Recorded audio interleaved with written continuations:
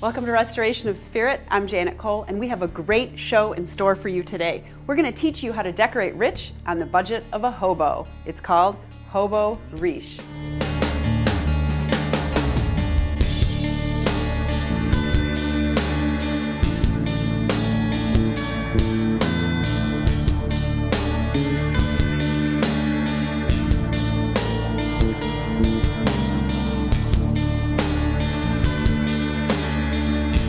Hobo Riche is more than just learning how to decorate rich on a shoestring budget. It's taking things out of one person's trash and turning it into more than just a treasure, kicking it up a notch actually to making it really rich. It's a way to be affordable, and it's also a way to be green, because by taking these items, we're going to reuse, restore, and recycle. On today's show, we're going to be interviewing Mary Ellen Stanfield, who's an interior designer and an expert in how to turn one person's trash into your treasure. With me now is Mary Ellen Stanfield. She's an interior designer and a Hobo Riche expert. That's right, she's an expert at finding old things and making them new again. Welcome, Mary Ellen. Yeah, thanks, Janet. So what do you have here in your hand? Well, this is a terrarium, which is a hot item these days. And this was, of course, all hunted and gathered from a thrift store. I found this in one part of the thrift store and this in another part, but I knew this was the look, so I put them together. I have a condo in Florida. I brought back some Spanish moss because Spanish moss is a great decorating tip. You know, you make it drippy and it gives you that riche look. If you look in the magazines, you'll see it all the time. And on that subject of magazines, that's what you have to read. You have to read the magazines. You have to watch HGTV. And you'll just begin to absorb the look. But I have a question for you. How did you get into this in the first place? Like, what made you start wanting to, you know, pull things out of the garbage and dumpster diving and thrifting and all that? How did you? Well, I was born an interior designer, and maybe I was always born a thrifter. It started a long time ago. I guess here in the Chicago area, heard about Kane County. I think it was probably started 20 years ago, going to Kane County, and then I began to realize, hey, I can do even better than Kane County. That's where they find their stuff, and living in Evanston really helps because there are so many alleys, and when I drive down, I try to drive down the alleys more than the streets, and even today I drove down and saw the most gorgeous coffee table that I have to go back and get tonight.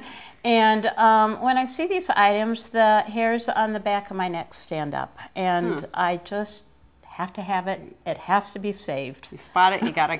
I gotta have it. Okay, we're here again with Mary Ellen, and she's going to show us a piece that she transformed. And it's this chair. So tell us where you found it and what did you do to it? Yeah, well, this is an alley piece. Love the alleys. And this is an example of something I did a little smoother. I'll show you another example of something that's rough involving a lot of sandpaper. But this one I got in the alley. I get a product called gloss remover. I just rub the gloss remover over it. You wait about 10 minutes. And this is a case where I bought a craft paint for 59 cents. I think this probably took 1.5 bottles of craft paint. And in this case, I believe I did it 2 coats. It could use a 3rd coat if you wanted smoother. I kind of like the underlying color still coming through. And this is a case where I did not use any sandpaper or any other glazing technique on it, but it's really great because you can find a chair, you can change your home seasonally. You go, gee, I'm so tired of looking at that green chair, and it's just in an hour you can, you know, give your room a pink look for summer. Okay, so this was for about $1 worth of paint and 1 hour of your time and an alley find. So that's affordable. That's Hobo Riche. Yeah. All right, let's see something else that you've done. Okay. All right, this is one of my favorite pieces actually that you did, and I like it because it's a really good example of something super rough and rustic and what you can do with it. So why don't you tell us what you did to this piece, this little bookcase here? Yeah, well, this is a piece not from the alley, but from a thrift store, and it was $3. And this one's nice. It's actually even on wheels. Totally solid, didn't have to do any construction repair on it. Probably put the gloss remover on it. Again, the craft paint, slapped on some white, just pure white craft paint. You can buy that even more economically. And then I topped, just This I did so fast. It was late at night, and I probably did this piece in 30 minutes. Slapped on the white, let it dry a little bit, took the sandpaper, rubbed it off, got out, you know, pulled out all these bumps about it, showed some white, and then I used a glazing on top of it, just slapped it on, showed the streaks, rubbed it off a little bit. So I like that you can just literally slap on the paint, that you can paint it really rough and you don't have to be neat or careful or do a perfect paint job, that you can actually just kind of do it rough and then sand it off. So that way you can kind of just move quickly. It doesn't have to be this elaborate job of perfection, and it still comes out looking really cute. Yep. And then to enhance it, you can just put such a variety of items. We'll start with this. This is actually a very beautiful contemporary art piece from a gallery in Chicago. This is a pricey piece. These are painted up thrift stores. Don't forget personality. If you got kids' books, mix it with your mom's Chinese porcelains. This is a Huckleberry Finn story. This is a beautiful piece that my mom, actually I was with my mom in Hong Kong. She bought this Chinese porcelain piece, or at least Chinese, or a Hong Kong Chinese piece. This again is a case of shiny. You know, that's what's really nice, is having the rough, having the shiny, having the different colors, or you can put all the same colored pots in it, which is really a fun look. And then this happens to be a vintage piece that would match the wicker chair that you would have in your sunroom. Another great way to find cheap pieces is to go to the MFA, the graduate school art shows, or even the undergrad shows. At the end of the school year, they do a big presentation of all of their work, and that's a good place to find the next up-and-coming art star. And you can usually negotiate some pretty good prices, but you're getting fine art, the same stuff that's going to probably be seen in all of the galleries the next year. And hopefully you can choose your art well, but always go with your gut and your heart. If you like a piece, buy it. Don't really worry about the value of the piece too much. But that is one way that you can get art in a, in a more affordable way. How often do you go to thrift stores? Every day. Every day. Every okay, day. people. So if you really want to do this as a business, you got to kick it up a notch and go thrifting almost every day. All right. Well, thanks for joining us, and we're going to have a little bit more with Mary Ellen. She's going to show us how to fix up some of these pieces. So we're going to see things that were shabby, and now they're much more than chic. They're Hobo Riche.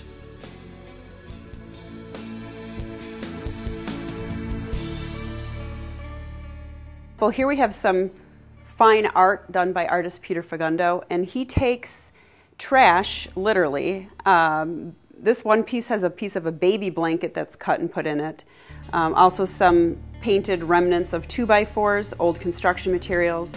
On this piece there's actually an old cabinet door that he found in the alley, and he turns them into contemporary fine art. Now he's an artist that's shown in galleries and museums, so this is museum quality art. Over here we have a green desk that was actually left by a previous owner and abandoned in a house that they were selling. And so I found this amongst a few other pieces, and it was actually in pretty good shape already. On top of the green hobo desk, you'll see a little rose plate. I found this at a garage sale, and you can frequently find plates like this from anywhere from $1 up to maybe $1. The little plate rack actually was $2 at a garage sale. It was white already. I had to fill 3 nail holes on the front, and then I had an artist paint the Picasso-esque imagery on the front, so it's very snazzy with the new Picasso look to it. We also did this vase, and you can buy special paint that you can use on glass, and then you have to bake it in the oven so that the paint will stick on the glass and not wash off, which is great for vases and other glassware items.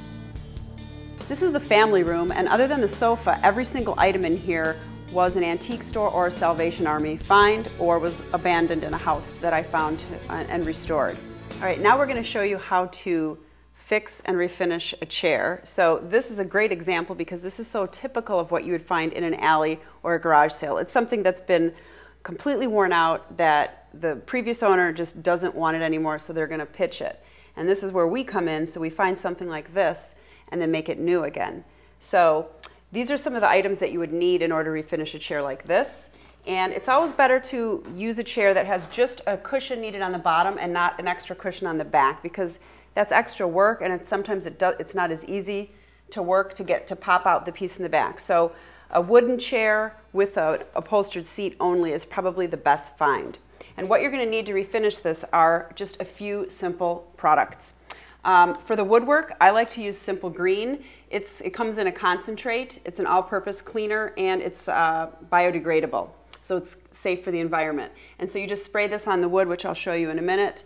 I even recycle my rags, so I just, old dish towels or washcloths, I recycle them as well to use as rags. I don't throw anything out, and I don't use any paper products. So no napkins, no paper towels. I use things like this. So until they're completely disintegrated, they don't end up in the trash. Then for the cushion part of the chair, we need some batting. So this is the old batting. Sometimes you'll even find horsehair underneath on the really old ones. And you can just get a cheap synthetic or cotton batting, which is going to go on the seat cushion here, and then a new piece of fabric. So you can even get fabric really cheap. Mary Ellen found these at the Salvation Army, so you can get bolts like this at Salvation Army, or you can buy super cheap, maybe $5 or $7 a yard fabric. We already cut a piece for this chair. We chose this fabric, which is a very beautiful fabric, and you need approximately a yard, and that's probably the least amount that they're going to sell to you. So buy about a yard of fabric, anything that you like, and we're going to show you in a minute. But Mary Ellen has another secret trick on how to make it even more cheap than what we're doing with the cheap fabric. Mary Ellen? Well, the look right now that's very hot look is the linen look, and Janet's going to show you an example of a high-end retail store, national retail store, showing the linen. Of course, this isn't quite the example. It's better, like we said, just to do it on the seat, and became very aware of that from studying the magazines and going to the stores. So I was at Salvation Army, and I saw this great big men's jacket, which I got for actually $1.56 plus tax. And so this is a fabulous, thick, nice quality linen, just like what you see on the chair here, that retails for $250. And right now linen is very popular. It's very trendy. And so what would you do with that? You just cut that the same as the fabric? I kind of held it up and I said, oh my goodness, that'll definitely cover a seat. And actually in my case, I had it in mind for a chair that was similar to that. And I actually figured out on my chair that I could, if I really, really stretched it or worked with it, I could actually use the arm for that back piece. So yeah, because you've got the whole roundabout, and denim. So old jeans are fabulous also to either make a quilt with, upholster a seat. That's a really cute look as well. So don't throw away your old jeans. All right, well now I'm going to show you just a little bit of how to actually do this, and I'm going to need you as a helper. All right.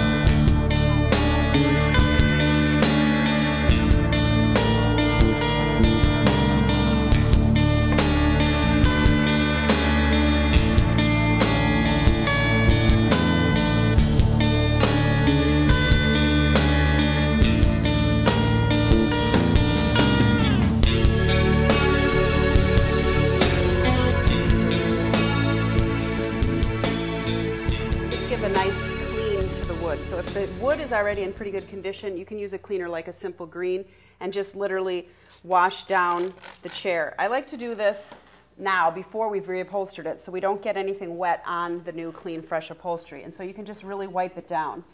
There's a lot of other techniques that you can use to clean the woodwork or to paint and refinish it. All right, so the next step is to just get some batting. You can get this at any fabric store, and that's going to go on top of the seat. And then I don't even staple that first. I just put that down. You know, you might use a couple layers of it, and then depending on how fluffy you want your chairs, and then put a fabric on top.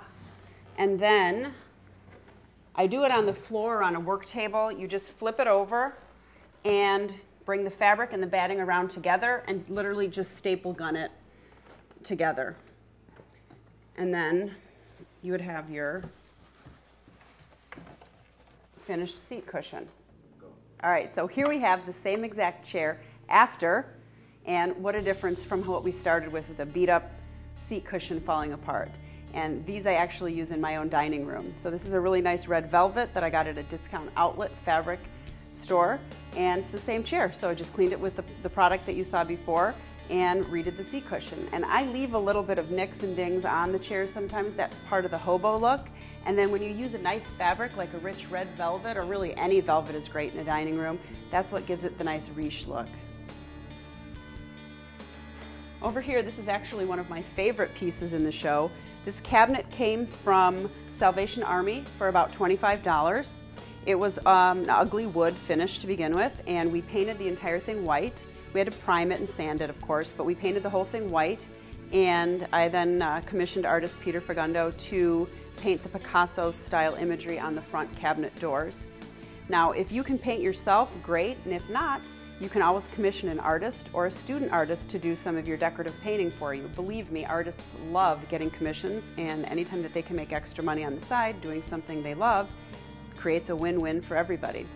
Above the piece is actually another piece of contemporary art by artist Peter Fagundo. So I put those two pieces together because you can kind of get a balance of something decorative but also something that's actually fine art. Again, that's mixing a little bit of the hobo and the riche. Even the piece of fine contemporary art behind all of our pieces was a piece that was made from a bunch of construction debris, so old plywood and wood trim, and the artist used those pieces and recycled them into a piece of art. Here's another hobo riche idea that's really fun with picture frames that you can find at garage sales. So garage sales frequently have nice picture frames. You can see like this. And if they're not so nice, you can always paint them. This is one that started wood and I painted it black, but you can paint it any color. This actually came with this cheetah print inside, which is pretty ugly. But what we did was take this and paint over it, including the matting, to put it in the frame as a new finished piece. Or you can just reuse the matting if it's in good condition and put your own print in. So I'm going to show you how to do that real quick. So if the matting is in bad shape, you can buy at a picture frame store or an art supply store a very simple matting for about $10. And so if you just take out whatever came in their matting, with any good paper cutter, you can take a print or a photograph or a print of artwork that you find in a book. You can photograph the images inside an art book and then use the photograph in your print and then stick that inside the matting. So I'm just going to tape that in real quick so you get an idea.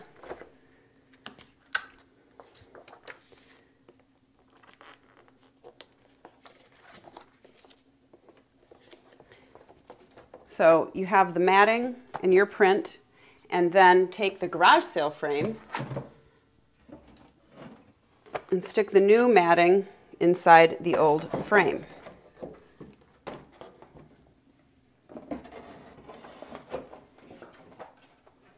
So in this case, I'm using the garage sale matting plus a new matting because it was the wrong size, so sometimes you can use two mattings, and then you have a great after effect that turns into a nice piece of art. And it was very inexpensive.